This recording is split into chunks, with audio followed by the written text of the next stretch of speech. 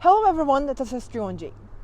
Today, I'll talk about the things that are going to be somewhat unfamiliar to you, which is the Jeju Mythology. What did people think about the legends of Jeju Island a long time ago? Let's take a look at it. Before we get into the main stories of myths in Jeju, I would like to let you know the overall characteristic and cultures of myth in Jeju.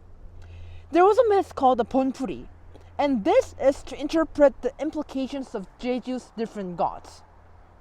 For instance, a birth, childhood, marriage, and performance as a god has usually explained. People are trying to understand these backgrounds first because they tell them how to become gods. And interestingly, Jeju dialect is now considered as one of the different languages, the Korean language. And this is why the myths in Jeju are very hard to understand at first. Also, the most stories they'll tell the presence of woman as the wife or halmang, which is a Jeju dialect means grandma, and which is appears in the most stories of Jeju mythology. And most stories are highly related to Buddhism and Chinese stories. For another ritual ceremony, Jeju Gwedeok is a good that has been handed down for a long time in the Jeju region, and which is a comprehensive form of shamanic ritual in which music, dance, and play are harmonized and the history of local people's life is fully contained. This ritual ceremony is usually consists of 5 or more people, including a larger atrium, and lasts for 7 days to 15 days a total. First of all, the most famous legend is about the Seolmundae Halmang. Based on the Seongsanli area, which means a grandma from the Seolmundae. According to legends of Jeju Island, she was a giant who created his own Jeju Island. And as the name suggests, she's said to be a grandmother with many children. However, Halmang is simply interpreted as a word referring to goodness in the Jeju spirits. It is said that Seolmundae Halmang was so huge that she used a mountain hala as her pillow and the island of Jeju as her bed to lay down. In addition, there are stories that explain the regions for various topography of Jeju Island by turning into Seolmundae Halmang. Baeknokdam was inconvenient to sit down as a Seolmundae Halmang, so the top was torn off and thrown, and there is a story that the fragment is Sanbangsan mountain. And this story is the most famous story among the all Jeju legends.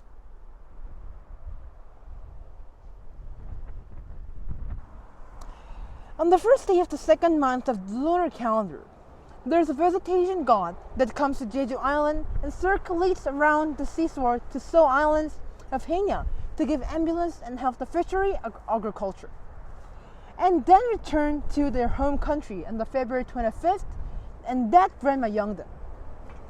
February, when this god visits, is called the Yeongdeung Mon in Jeju.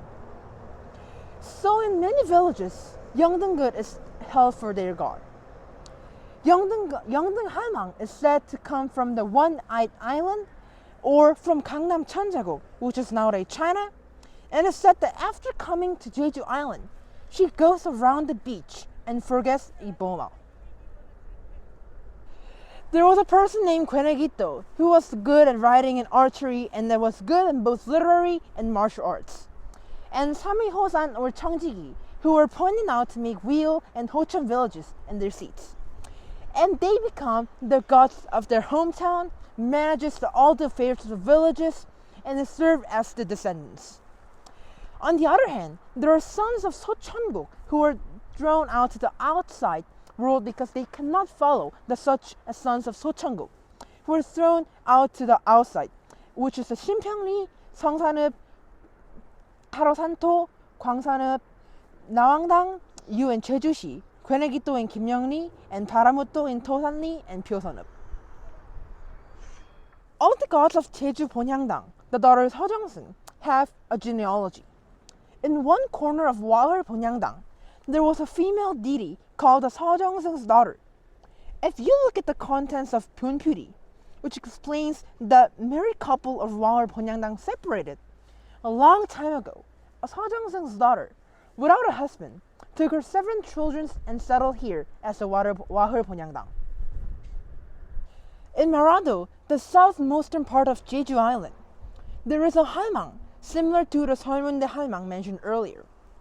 The owner of this party is the 10-year-old girl, when she was young, she was orphaned and lived in someone else's house for babysitting dog. One day, she went to Marado to follow her master out of the substance. And in the end, the owner left the egibage as a sacrifice in an empty place and escaped from the rough currents.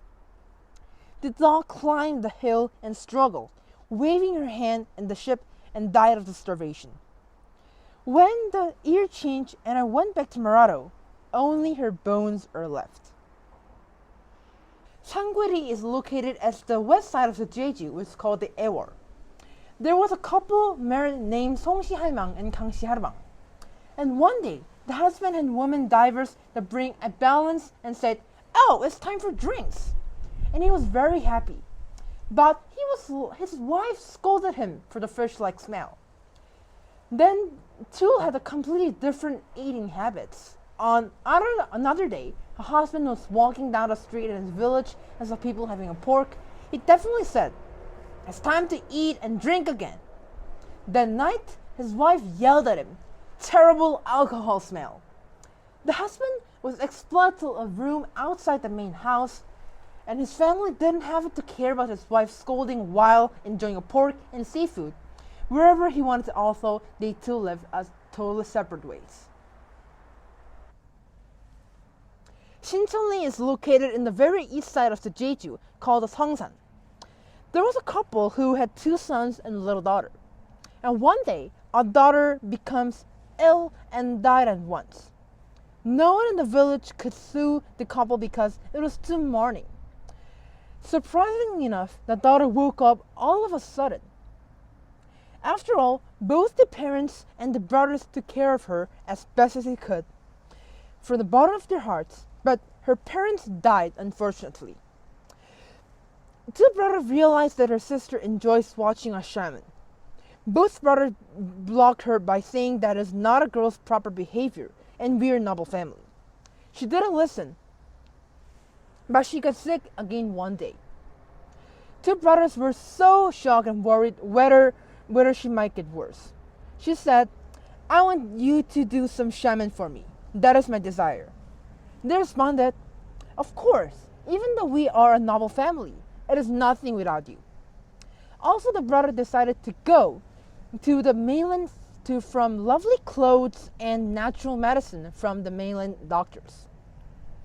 A few days later, she saw a ship carrying her 2 brothers back to Jeju Island. However, a typhoon suddenly took the ship over, and she had to see her brothers sneaking into the rivers. Because of this trauma, she suicided herself at the cliff, and people nowadays remember her stories as a Hyunshi Ilwar story. This place is called the Karim Hanjip. It's a small temple where people go and pray for goods. Karim means a village, and Hanjip means a god with absolute power. The story is originated from the Donghongli and Seongli, which is called now the Donghung-dong and Seongdong in Seogwipo City. The area is the most crowded area in Seogwipo nowadays, and these 2 areas are close to each other, but in history, there was a popular phrase, "Men from Donghongli can never marry those in Seongli." Paraman was the name of the guy who was wandering around the island, and one day, he went into one house and encountered a man. A man asked him to play baduk and won the game. The man lost and told him that he met his wife, Go Sang-guk. After the wedding, he saw his wife's face without the face cover and was so shocked because she was too ugly. Later, he realized Go Sang-guk's sister is actually pretty. When his wife was not home, he went straight to her sister and said, "The person I want to marry was you." The wife realized this and tried to kill them both, but she couldn't do that because they were her husband and sister no matter what. And finally, the wife decided to let him live in the east side of the village and dominated the entire west. People later divided the village into 2, Donghongli and Seongli. And also, they made a rule and never marry a person from each village because they feel so poor for the story. Chamdali is located at the Seongsan, which is the east coast side of the Jeju island. The myth begins with the story of the general. That general was seriously ill and there was almost no way to recover his condition. He called 3 sons and asked who will be in charge of taking care of the father. He added that he will hand over all the honors he had established. The first son, however, ignored and escaped from his death. So did the second son. They too believe even if their dad dies, they will be able to keep their status in nobleman. On the other hand, the third son says, if you want to get better, I can do whatever that's available. That is what son must do. He finally saved his dad by becoming a rebel for saving his dad because the king believed his dad has been in rebel. The third son reluctantly fled to Jeju as an exile. But Kim Si-youngam noticed him as a general and said, I know you saved your dad. Since you are an honorable son, I will save you from the now on. Even after the third son dies in Jeju, Kim Si-youngam spread his inspiration to many people as a spirit for honor. How was today's lecture? Throughout this lecture, I hope that you learned a lot about the Jeju mythology, not only the history. Thank you for listening and see you in the next episode.